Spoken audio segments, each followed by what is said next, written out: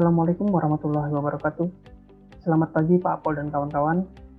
Kami dari kelompok 5 akan mempresentasikan chapter 5 dari rangkaian buku ITIL versi 3, yaitu Continual Service Import. Sebelumnya izinkan saya memperkenalkan anggota kelompok kami.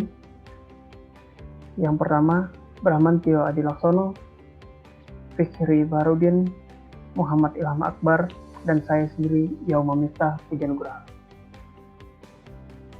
Saya akan memulai presentasi CSI ini dengan mengutip quotes yang ada di buku. You cannot manage what you can control, you cannot control what you cannot measure, and you cannot measure what you can define. Inti dari quotes ini adalah, untuk melakukan suatu peningkatan, kita harus terlebih dahulu mendapatkan gambaran yang jelas dan terukur akan hal yang akan kita manage ke arah peningkatan tersebut.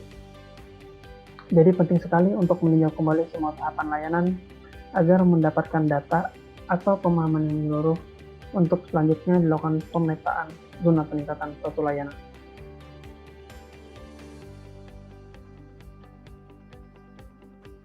Chapter 1, Introduction.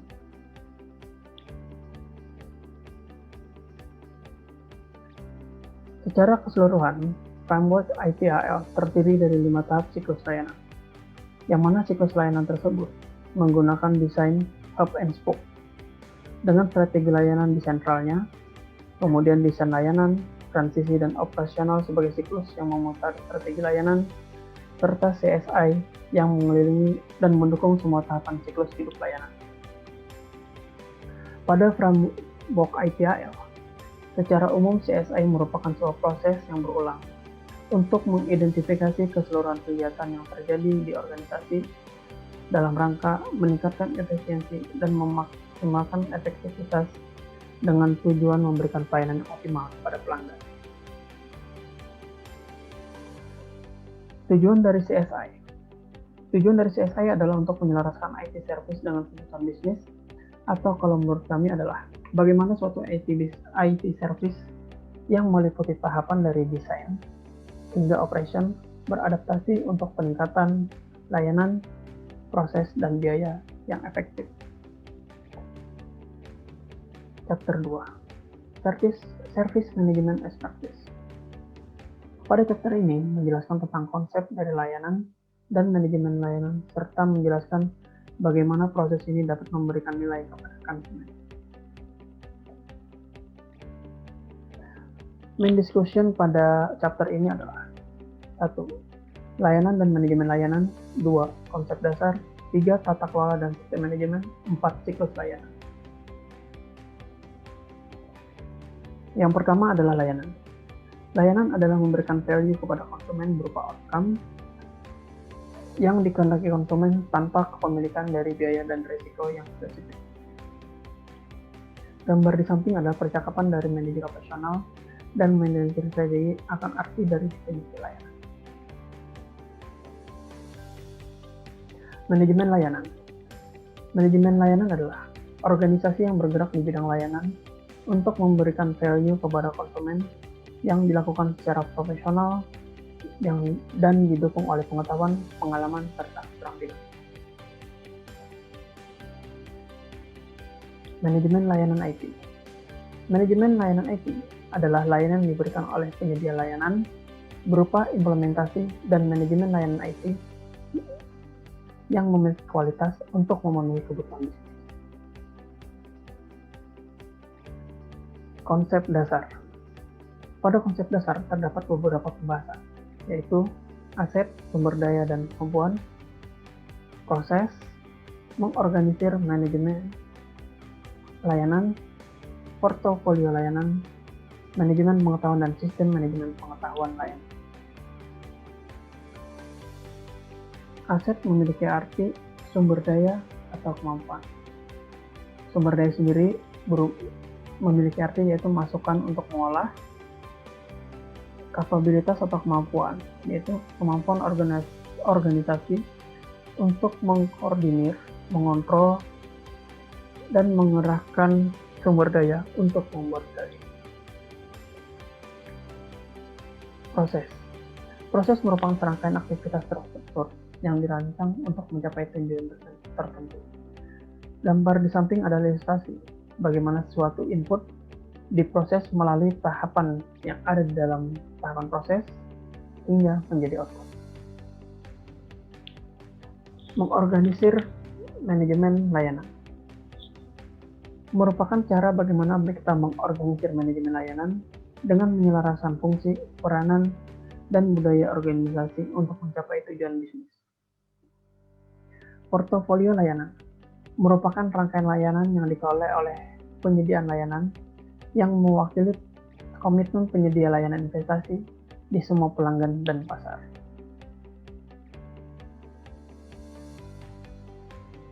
Manajemen pengetahuan dan sistem manajemen pengetahuan layanan.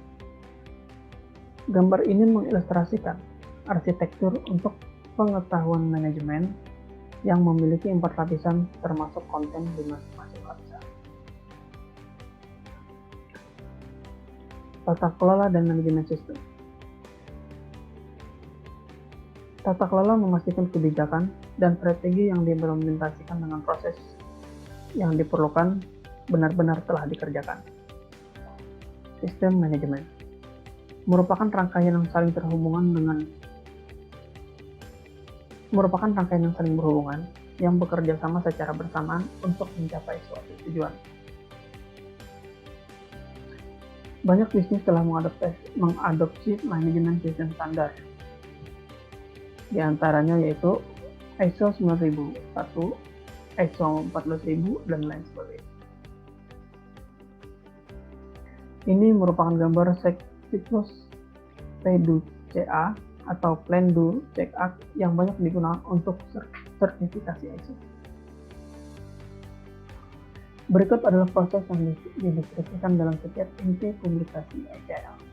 Terdapat 5 tahapan AGIL dan masing-masing proses di dalam.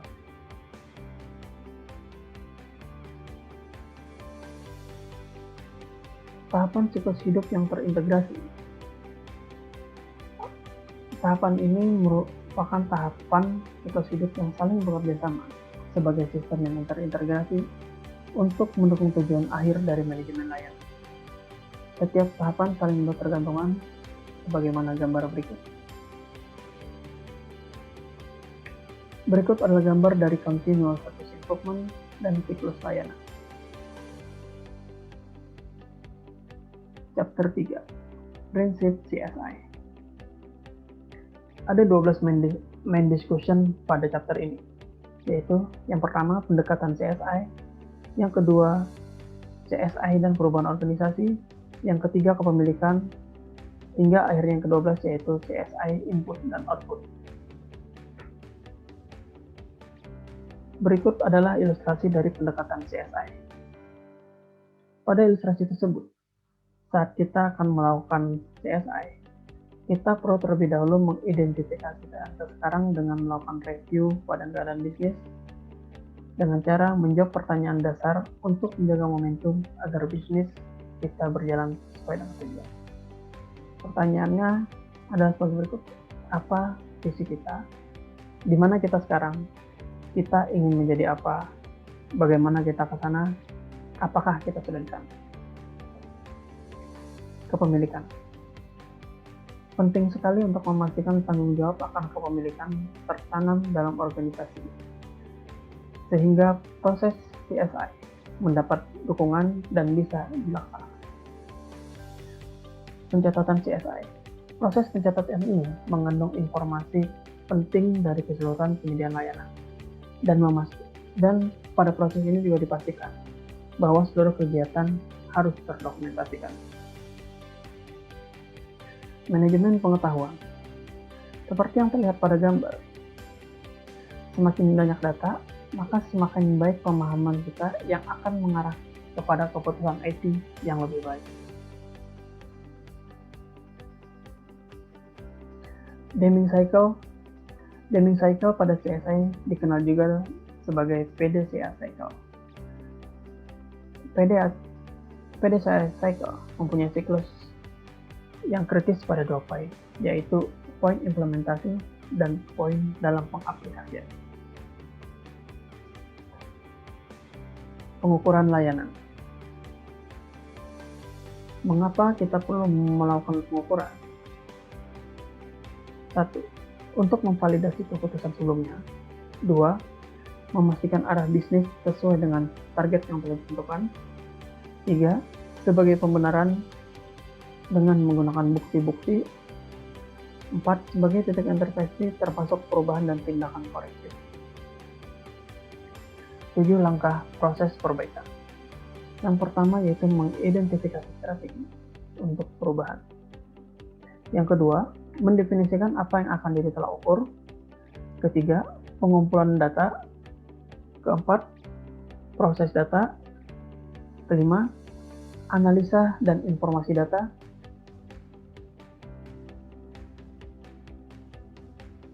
6. Menyajikan informasi dan menentukan arah langkah selanjutnya. 7. Mengimplementasikan perbaikan. Ketujuh langkah tadi kelihatannya seperti membentuk kegiatan meningkat, padahal langkah-langkah tersebut merupakan spiral pengetahuan, di mana suatu pengetahuan dikumpulkan dan kebijaksanaan berasal dari pengetahuan di satu tingkat organisasi menjadi data untuk input selanjutnya, seperti gambar ini. Pada gambar ini memberikan gambaran bagaimana pada saat proses akan mengimplementasi perbaikan. Selalu dilakukan pengumpulan data untuk selanjutnya disajikan dan dijadikan bahan untuk pengambilan keputusan. Tata kelola TI. The Chartered Institute of Management Accountant atau CIMA memiliki framework untuk tata kelola perusahaan, sebagaimana ditunjukkan pada gambar di samping yang meliputi tata kelola perusahaan dan tata kelola bisnis yang menyentuh setiap area. Framework, model, standar, dan quality system. Berikut ada contoh dari framework, model, dan standar dan quality system yang bisa dipilih serta ISO 9000, Total Risk Management, COBIT, dan lain sebagainya. Selanjutnya yaitu CSI input dan output. Sebagaimana gambar di samping, terdapat masing-masing siklus untuk input dan output pada masing-masing tahapan ITI.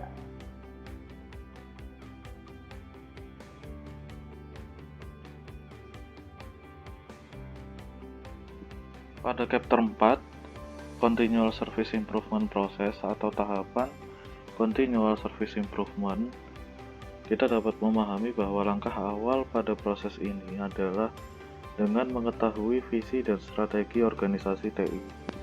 Pengukuran dalam kegiatan CSI ini bukan berdasarkan apa yang ingin diukur oleh organisasi, akan tetapi apa yang ingin dicapai oleh organisasi tersebut.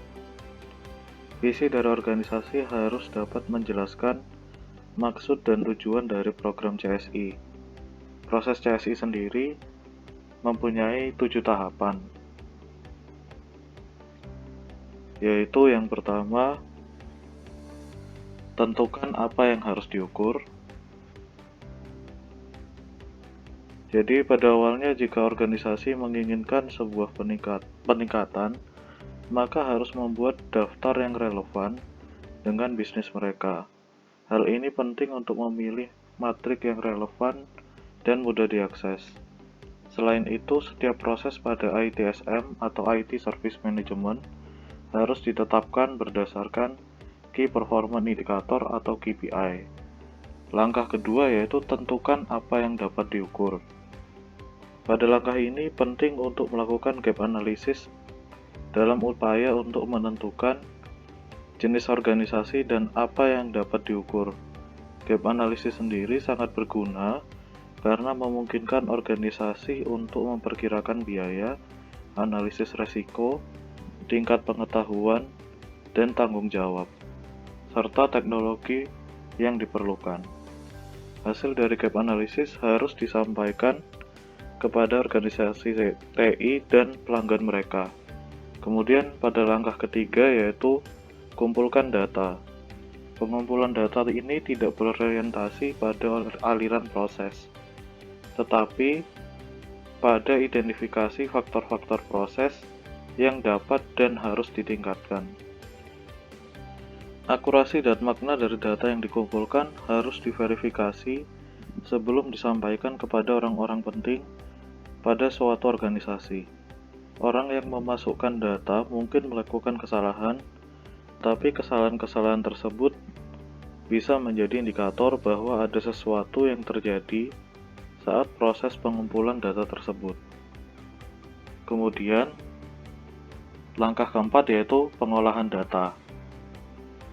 Pengolahan data sendiri merupakan proses transformasi data mentah menjadi informasi.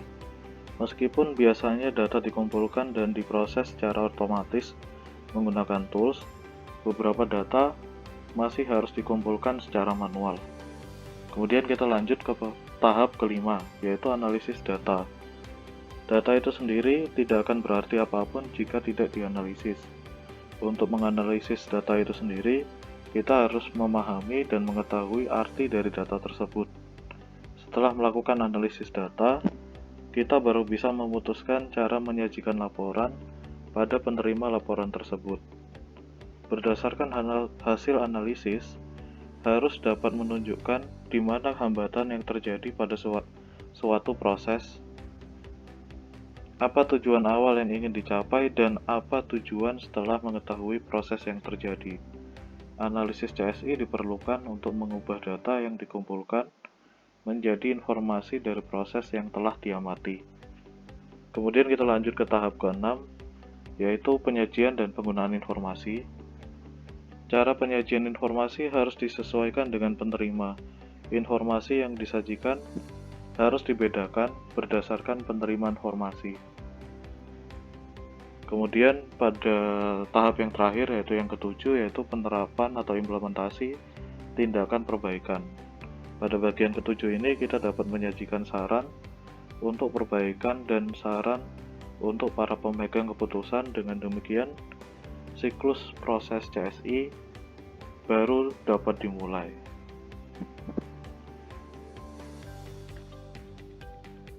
Ya, saya lanjutkan pada bagian 5, yaitu teknik dan metode continual service improvement. Di sini ada 4 bagian, yaitu yang pertama adalah assessment, yang kedua benchmarking, yang ketiga matrix, dan yang terakhir service measurement. Saat ini kita mau bahas dimulai dari yang bagian assessment. Assessment sendiri adalah memiliki arti yaitu penilaian. Penilaian itu sendiri dilakukan ada 3 waktu, yaitu yang pertama bisa dilakukan pada saat project initiation, yang kedua adalah project midstream, dan yang ketiga adalah process in place. Proses in place sendiri merupakan penilaian suatu proses yang saat ini sedang berjalan. Kemudian yang akan kita bahas yaitu apa dan bagaimana cara penilaian itu sendiri. Yang pertama yaitu process only. Pada process only, yaitu di sini kita akan melakukan penilaian proses berdasarkan prinsip umum dan pedoman kerangka proses yang mendefinisikan proses subjek. Kemudian yang kedua yaitu people, process, teknologi. Proses untuk memasukkan penilaian struktur organisasi, keterampilan, peran, dan bakat dari para manajer dan praktisi proses tersebut, serta kemampuan proses yang memungkinkan teknologi dikerahkan untuk mendukung suatu proses menjadi lebih baik. Kemudian yang terakhir yaitu penilaian full assessment, yang berarti merupakan penilaian terhadap semua proses yang tersedia pada suatu organisasi atau perusahaan. Kemudian yang kedua, kita akan membahas terkait benchmarking. Benchmarking di sini kita akan membahas terkait visit cost, time cost, dan database cost. Visit cost sendiri adalah biaya kunjungan. Yang kedua, time cost adalah biaya waktu, dan database cost yaitu waktu dan biaya untuk penyimpanan data atau database. Tujuan dari benchmarking ini sendiri yaitu yang pertama pengukuran biaya dan kinerja penyedia layanan internal maupun eksternal. Kemudian yang B adalah membandingkan kinerja proses dengan standar industri yang ada. Kemudian yang ketiga adalah membandingkan kinerja keuangan global biaya TI. Kemudian yang terakhir adalah mengukur efektivitas dalam mencapai kepuasan pelanggan yang diperlukan. Kemudian kita lanjutkan ke service measurement. Pada service measurement sendiri ada 3 hal, yaitu availability atau ketersediaan layanan, yang kedua adalah reliability atau keandalan layanan, dan yang ketiga ada performance atau kinerja layanan. Dari ketiga ini kita dapat menentukan suatu kelayakan dari IT yang sedang kita bahas. Sebagai ketergantungan pada layanan TI ini meningkat, begitu pula harapan akan ketersediaan keandalan dan stabilitas. Inilah mengapa bisnis dan IT integrasi sangat penting. Mereka tidak lagi bisa dipikirkan terpisah. Hal yang sama juga berlaku untuk mengukur layanan IT atau IT services. Yang terakhir adalah metrik, yaitu secara umum metrik merupakan skala pengukuran yang didefinisikan dalam hal standar, yaitu unit yang terdefinisi dengan baik. Metrik juga adalah sistem parameter atau cara penilaian secara kuantitatif dari proses yang akan diukur. Yang pertama adalah teknologi metrik. Metrik ini sering digunakan dan dikaitkan dengan metrik komponen dan aplikasi berbasis seperti kinerja, ketersediaan, dan lain-lain. Kemudian yang kedua adalah proses. Proses metrik ini sendiri dapat membantu menentukan kelayakan secara keseluruhan dari suatu proses. CSI menggunakan metrik ini sebagai masukan dalam mengidentifikasi peluang perbaikan untuk setiap prosesnya. Kemudian yang terakhir adalah service metric, yaitu merupakan ukuran kinerja pelayanan end-to-end. Contoh dari metode ini sendiri adalah balance scorecard, SWOT analysis, dan lain-lain. Ada tambahan sedikit terkait balance scorecard, yaitu balance scorecard adalah teknik yang melibatkan definisi dan implementasi kerangka pengukuran meliputi 4 perspektif yang berbeda, yaitu pelanggan, bisnis internal, pembelajaran, dan pertumbuhan. Keempat perspektif terkait tadi berguna untuk mendukung kegiatan strategis dan tujuan organisasi, dan dapat digunakan untuk mengukur kinerja TI secara keseluruhan. Balance scorecard sendiri melengkapi ITIL yang meliputi, yaitu yang pertama perspektif klien IT sebagai penyedia layanan. Yang kedua adalah proses keunggulan operasional internal dengan memanfaatkan manajemen insiden. Yang ketiga adalah belajar dan pertumbuhan produktivitas bisnis, fleksibilitas IT, investasi dalam perangkat lunak, pembelajaran dan pengembangan profesional. Yang berikutnya adalah keuangan dengan tujuan bisnis, jadi mengelola biaya, mengelola resiko, memberikan nilai, manajemen keuangan untuk layanan TI. Kemudian balance scorecard bukan hanya sistem pengukuran, tetapi sistem manajemen yang memungkinkan organisasi untuk mengklarifikasi visi, misi, tujuan, sasaran, dan strategi, kemudian diterjemahkan ke dalam suatu tindakan. Bab selanjutnya adalah bab 6 yang membahas Organizing for Continual Service Improvement. Beberapa poin penting yang dijelaskan pada bab ini diantaranya adalah roles atau peran-peran yang mendukung CSI dan Responsibility Model atau RACI Model yang juga disebut Authority Matrix. Sebuah peran merupakan sekumpulan tanggung jawab, aktivitas, dan wewenang yang diberikan pada seseorang atau sebuah tim. Seseorang atau sebuah tim bisa jadi memiliki banyak peran. Terdapat beberapa peran yang perlu dilakukan untuk mendukung CSI, namun peran-peran yang akan dijelaskan hanya berupa pedoman atau contoh dan tidak bersifat mengikat. Pada organisasi sebaiknya mengimplementasikannya sesuai dengan struktur dan tujuan organisasi. Role yang pertama adalah Service Owner. Service Owner bertanggung jawab terhadap sebuah service yang spesifik dalam sebuah organisasi terlepas dari lokasi komponen teknologi pendukung, proses, ataupun kemampuan profesional. Service ownership sangat penting pada service management karena mendefinisikan kepemilikan terhadap proses yang menjangkau banyak departemen. Service owner bertanggung jawab terhadap continual improvement dan manajemen perubahan yang mempengaruhi service yang di bawah pengawasan mereka.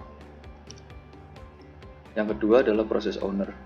Pada fase awal perencanaan dari setiap proyek ITIL harus ada tahapan mendefinisikan peran project owner. Peran penting ini bertanggung jawab atas kualitas proses secara keseluruhan dan mengawasi manajemen dari dan kepatuhan organisasi terhadap alur proses, prosedur, model data, kebijakan atau prosedur, dan teknologi yang berkaitan dengan proses bisnis IT. Proses owner memerlukan kemampuan untuk mempengaruhi dan memastikan kepatuhan terhadap kebijakan dan prosedur yang telah diimplementasikan pada banyak departemen dari organisasi IT.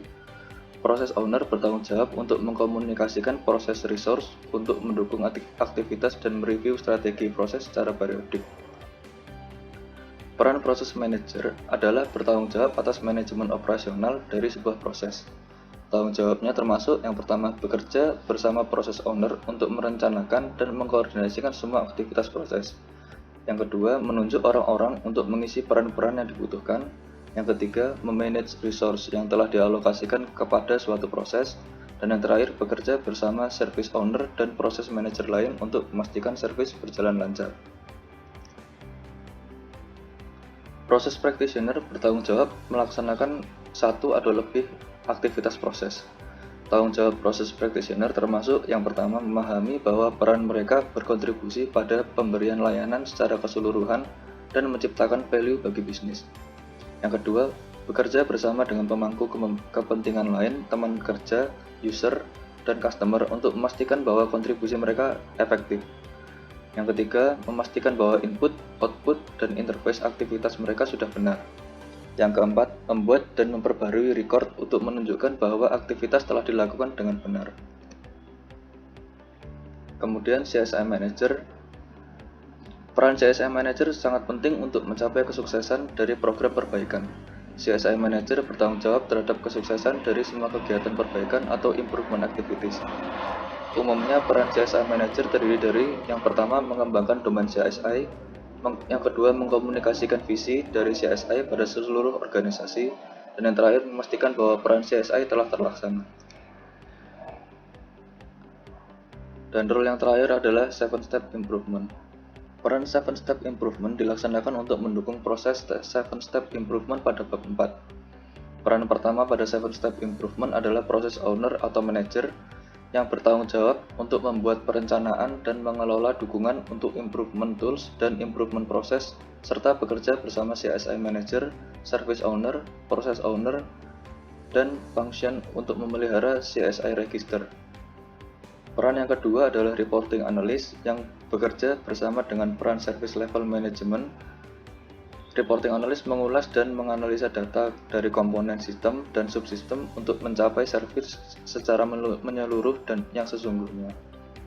Sebagai tambahan dari peran-peran spesifik dan aktivitas-aktivitas yang telah dijelaskan pada bagian sebelumnya, banyak aktivitas dari proses 7-step improvement yang dilakukan pada proses dan fungsi lain di sepanjang service life cycle. Gambar di samping menunjukkan sifat dari aktivitas dan keahlian yang diperlukan untuk melakukannya. Gambar tersebut dapat dilihat pada e-book pada halaman 134. Pokok bahasan berikutnya yaitu Responsibility Model. Responsibility Model atau RACI yang merupakan akronim dari Responsible, Accountable, Consulted, dan Informed. RACI model sering juga disebut Authority Matrix, sering digunakan dalam organisasi untuk mendefinisikan hubungan peran dan tanggung jawab dengan proses dan aktivitas. RACI merupakan akronim dari 4 peran utama, yaitu Responsible yang bermaksud orang yang bertanggung jawab untuk menyelesaikan tugas dengan benar. Kemudian yang kedua, Accountable, orang yang mempunyai status kepemilikan atas kualitas dan hasil akhir. Hanya satu orang yang dapat bertanggung jawab untuk satu tugas atau task. Yang ketiga, Consulted, yaitu orang-orang yang dapat diajak berkonsultasi dan yang opininya dicari. Yang terakhir, Informed, orang-orang yang terus diberi update akan suatu progres. Dapat dilihat pada diagram di atas, baris merepresentasikan aktivitas-aktivitas dan kolom mengidentifikasikan orang-orang yang membuat keputusan. melaksanakan aktivitas, atau memberikan masukan. Kemudian pada bab berikutnya adalah teknologi consideration. Sebagai bagian dari penilaian where do we want to be, kebutuhan untuk alat peningkatan perlu ditangani dan didokumentasikan. Kebutuhan-kebutuhan tersebut bervariasi tergantung pada kedewasaan proses dan teknologi. Sebuah teknologi mempunyai arti sistem dan uji manajemen layanan digunakan untuk pengawasan dan pengendalian sistem dan komponen infrastruktur dan untuk mengelola alur kerja berbasis proses seperti manajemen insiden. Terdapat banyak alat untuk mendukung inti proses IT Service Management dan lainnya yang mendukung IT Governance secara keseluruhan, di mana akan membutuhkan integrasi dengan tools ITSM. Informasi dari kedua tools tersebut umumnya perlu dikombinasikan, disusun, dan dianalisa secara kolektif untuk dapat menghasilkan business intelligence secara keseluruhan agar dapat meningkatkan penyediaan layanan IT secara keseluruhan. Tools tersebut dapat didefinisikan menjadi beberapa kategori yang mendukung dan menjelaskan aspek-aspek yang berbeda dari sistem dan domain service management. Kategori-kategori tersebut adalah 15 poin sebagaimana yang disebutkan pada slide ini. Tools yang pertama, IT Service Management Suite. Kesuksesan ITIL dalam industri membuat banyak vendor software menyediakan tools yang berkompatibel dengan kerangka kerja proses ITIL. Yang pertama adalah Incident Management, yang memungkinkan untuk memahami masalah-masalah yang mempengaruhi service dan aktivitas pendukung yang terkait. Yang kedua adalah Problem Management, yang memungkinkan untuk menganalisa permasalahan utama termasuk perubahan dan rilis history dari service yang terpengaruh. Yang ketiga adalah Release and Deployment Management, yang umumnya mempunyai fungsionalitas release records yang berisi konten rilisan. Yang keempat, Service Level Management, yang fungsionalitasnya memungkinkan untuk mengaturkaitkan insiden, permasalahan, perubahan, dan rilis dengan record service level management. Yang terakhir adalah Service Reporting, dapat menyediakan informasi manajemen yang memanfaatkan kombinasi data dari semua area operasi dari service lifecycle. Tools yang kedua adalah System and Network Management. System and Network Management umumnya spesifik terhadap platform teknologi di bawah manajemen dan digunakan untuk mengelola bermacam-macam domain, tetapi dapat menyediakan berbagai macam data untuk mendukung misi manajemen layanan. Selanjutnya, Event Management. Event adalah pesan status yang dihasilkan oleh sistem, jaringan, dan platform manajemen aplikasi. Event-event tersebut dihasilkan saat salah satu tools yang disebutkan sebelumnya tadi merasa bahwa batasan tertentu telah terlampaui atau sebuah kondisi error telah ditemukan. Permasalahan utama pada kemampuan tersebut adalah banyaknya jumlah pesan yang dihasilkan, sehingga sulit untuk menentukan permasalahan yang sesungguhnya. Software event management yang telah didesain khusus dapat melakukan event correlation, impact analysis, dan menganalisa penyebab utama untuk memisahkan pesan-pesan yang merupakan false positive. Yang keempat adalah automated incident or problem resolution. Terdapat banyak produk yang dapat mengotomatisasi proses manual dari incident and problem discovery and resolution. Dengan memanfaatkan data dari monitor atau pemantau, kesalahan komponen atau servis menghasilkan peringatan yang secara otomatis memicu prosedur diagnosa dan perbaikan. Prosedur-prosedur tersebut akan mengidentifikasi permasalahan utama dan menyelesaikan permasalahan tersebut dengan teknik yang sudah diprogram sebelumnya. Dalam beberapa kasus bahkan mencegah adanya downtime sehingga tidak terjadi sama sekali. Selanjutnya adalah knowledge management. Terdapat banyak tools untuk mendukung dan mempermudah knowledge management. Dengan menyediakan akses ke kasus-kasus sebelumnya dan didukung oleh data resolusi, tools tersebut dapat mengatasi gejala-gejala yang terkait dengan insiden atau permasalahan yang sedang berlangsung. Rekaman data selama siklus manajemen insiden dapat membuat mesin knowledge management menetapkan keyword yang terkait dan hubungan-hubungan service sehingga dapat meningkatkan proses pencarian yang berakibat pada percepatan dalam proses resolusi secara keseluruhan. Selanjutnya dari requesting service atau service catalog and workflow. Terdapat tools khusus yang berhubungan dengan service catalog definition, request for service, dan workflow yang terkait dengan pemenuhannya. Tools tersebut menyediakan teknologi yang dibutuhkan untuk mendefinisikan service dalam struktur katalog sejalan dengan pelanggan bisnis dan membuat portal yang memungkinkan user untuk request layanan. Umumnya portal tersebut berbasis web. Kemudian performance management memungkinkan untuk mengumpulkan data availability, capacity, dan performance dari berbagai domain dan platform di lingkungan infrastruktur IT. Kemudian, application and service performance monitoring menyediakan metrik penting seperti ketersediaan layanan, waktu transaksi, response time dari transaksi, network latency, efisiensi server, database input, output, dan efektivitas SQL query. Dengan data tersebut dapat dilakukan analisa delivery layanan pada setiap poin penting dan mencari tahu potensi adanya perbaikan untuk memperlancar mekanisme delivery secara keseluruhan. Selanjutnya, statistical analysis tool. Data mentah dari banyak tool perlu dikumpulkan pada satu repository untuk dianalisis secara kolektif. Tipe software seperti ini memiliki fungsionalitas untuk mengelompokkan data secara logis, membuat model dari servis yang ada, dan memungkinkan model prediktif untuk mendukung pertumbuhan layanan di masa yang akan datang dengan memanfaatkan berbagai macam teknik analisis. Kemudian, software version control. Tipe tool software version control mendukung kontrol dari semua mainframe, open system, network, dan application software, menyediakan repository bertipe media library untuk lingkungan development. Selanjutnya adalah software test management. Tools test management mendukung aktivitas pengujian dan peluncuran, menyediakan development, regression testing, user acceptance testing, dan lingkungan pre-production quality assurance testing. Kemudian, information security management. Tools Information Security Management mendukung dan menjaga integrated jaringan, sistem, dan aplikasi dari akses yang tidak dikenal. Selanjutnya adalah Project and Portfolio Management. Tools Project and Portfolio Management mendukung registrasi, membantu pengambilan keputusan, penetapan biaya, manajemen sumber daya, visibilitas portfolio, dan manajemen proyek dari fungsionalitas bisnis baru dan layanan dan sistem yang mendukungnya. Kemudian yang selanjutnya adalah Financial Management for IT Services. Financial Management memastikan bahwa terdapat sumber daya finansial yang cukup untuk memelihara dan mengembangkan infrastruktur IT dan kemampuan profesional untuk mendukung kebutuhan bisnis saat ini maupun yang akan datang. Financial Management mengumpulkan data mentah dari berbagai macam sumber. Data collection mengumpulkan metrik penting untuk setiap teknologi yang sedang diukur, menghubungkan informasi penetapan biaya dari software akuntansi, kemudian melaporkan, menganalisa, dan mengalokasikan dana sehingga customer dapat mengevaluasi informasi dari berbagai dimensi. Yang terakhir adalah Business Intelligence or Reporting. Selain lingkungan statistical analysis yang membutuhkan toolset untuk mendukung data teknis, juga ada kebutuhan untuk sebuah repository umum yang berisi semua informasi layanan dan data yang berkaitan dengan bisnis.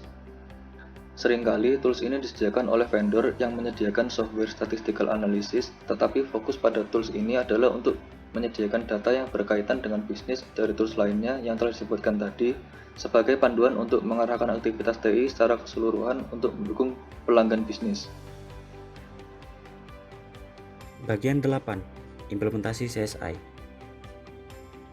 Terdapat 5 pokok bahasan yang perlu dibahas pada bagian ini, yaitu pertimbangan kritis dalam implementasi CSI, yaitu hal-hal penting yang perlu dipertimbangkan secara kritis saat CSI akan diimplementasikan. 2. Dari mana improvisasi dapat dimulai atau di bagian mana sebuah improvisasi dapat diberikan. Ketiga, tata kelola. Dalam hal ini adalah ITSM, Process and Governance. 4. CSI dan perubahan organisasi. Kelima, perencanaan dan strategi komunikasi. Ada beberapa hal yang perlu dipertimbangkan saat sebuah CSI akan diimplementasikan. Di antaranya adalah CSI Manager. CSI Manager akan bertanggung jawab dalam mengelola service management processes sehingga CSI yang diimplementasikan dapat memberikan hasil yang baik bagi organisasi. Service Owner.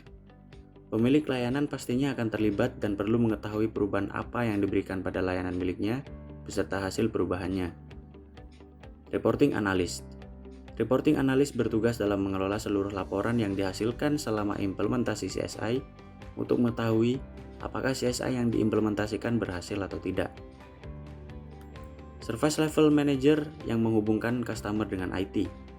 Manajerial ini bertugas dalam mengelola agreement atau persetujuan dengan customer sehingga customer dapat mengetahui perubahan atau improvisasi apa saja yang diberikan. Matrix Monitoring, Reporting, Proses, dan Layanan.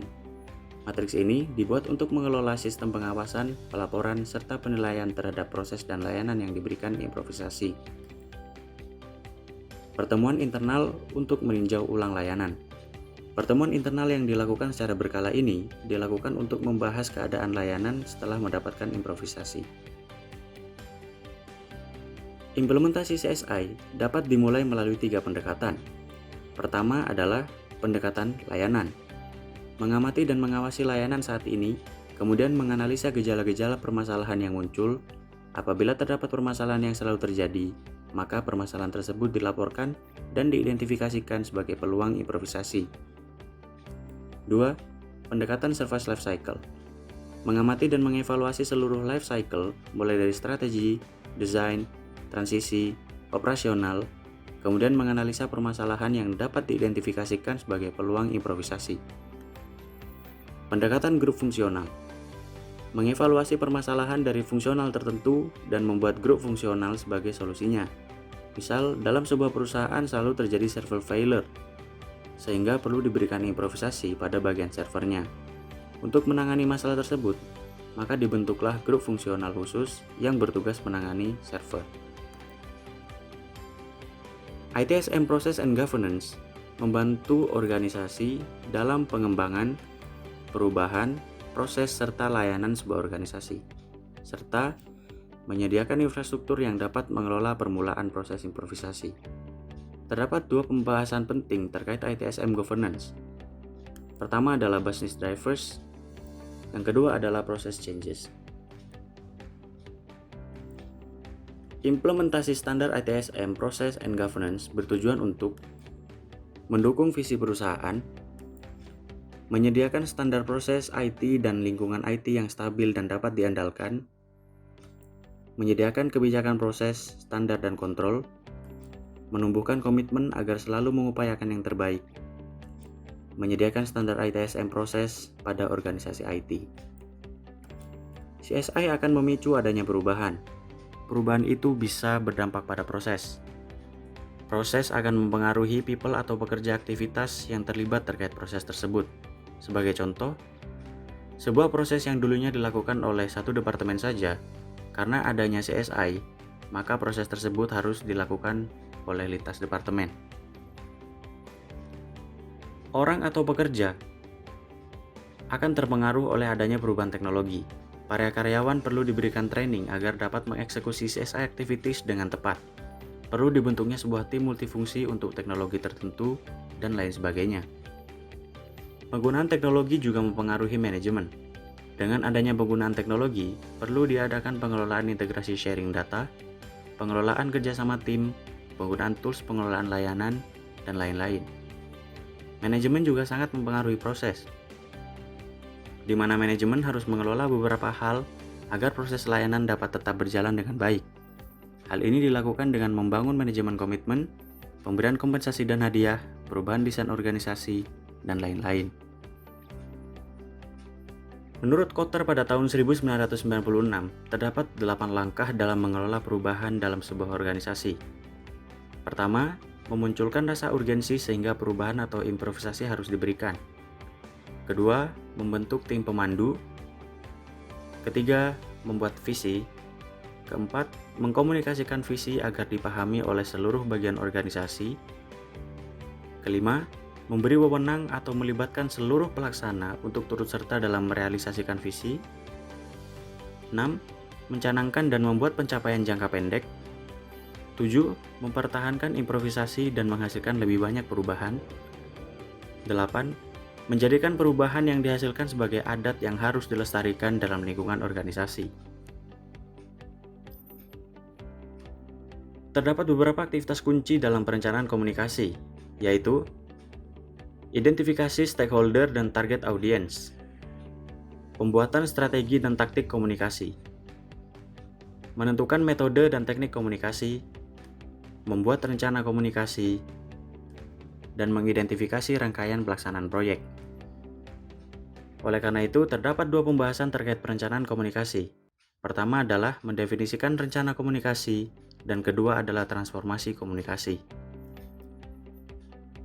Dalam mendefinisikan rencana komunikasi, terdapat beberapa hal yang perlu diperhatikan, yaitu siapa yang mengirim pesan, apa isi pesannya, siapa target yang harus membaca atau mengetahui pesan tersebut, waktu dan frekuensi komunikasi, metode komunikasi, mekanisme pemberian umpan balik.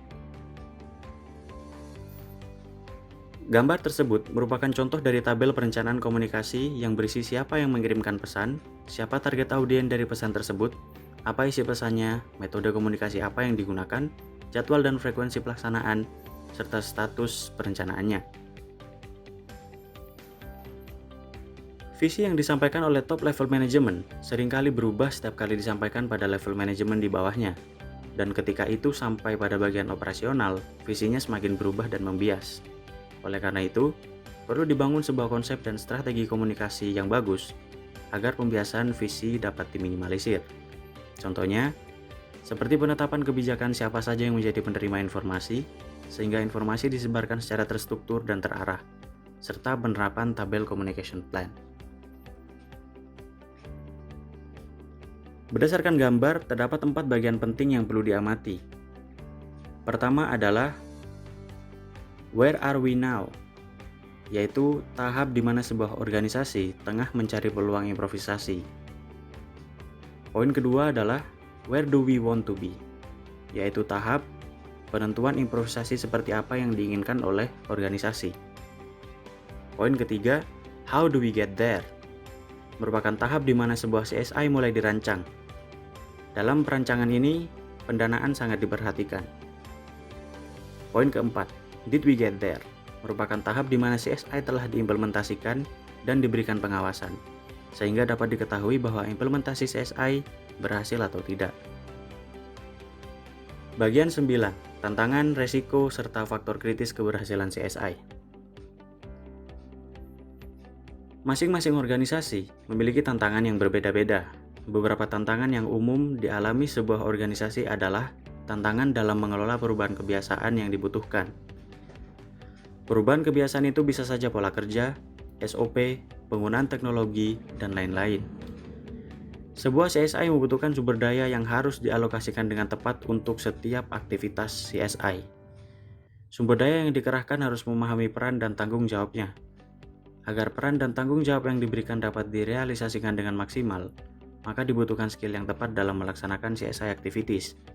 Sebagai contoh, misal sebuah organisasi yang semula layanannya menggunakan DBMS MySQL, kemudian ditingkatkan menjadi DBMS Oracle, maka dalam organisasi tersebut diperlukan orang-orang yang memiliki keahlian dalam mengoperasikan DBMS Oracle. Untuk menyediakan sumber daya yang tepat, salah satu solusinya dapat dilakukan dengan pemberian training terhadap bagian yang terkait dengan operasional DBMS. Berikut adalah beberapa tantangan yang umum dihadapi oleh sebuah organisasi terkait dengan CSI. Pertama adalah kurangnya manajemen komitmen. Komitmen adalah kunci penting, karena kurangnya manajemen komitmen, sebuah implementasi CSI dapat menjadi tidak maksimal dan bahkan berujung kegagalan. Kedua adalah kurangnya sumber daya, biaya, dan waktu. CSI membutuhkan sumber daya, biaya, dan waktu dalam jumlah besar. Apabila sebuah organisasi tidak mampu memenuhi salah satunya, maka CSI yang dicanangkan berpotensi tidak maksimal atau bahkan gagal.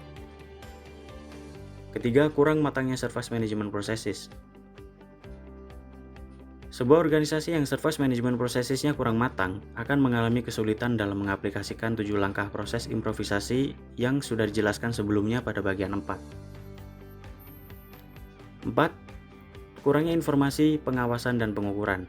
Kurangnya pengawasan dan pengukuran akan mempersulit sebuah organisasi dalam memperoleh informasi mengenai apakah CSI telah diimplementasikan dengan baik atau tidak.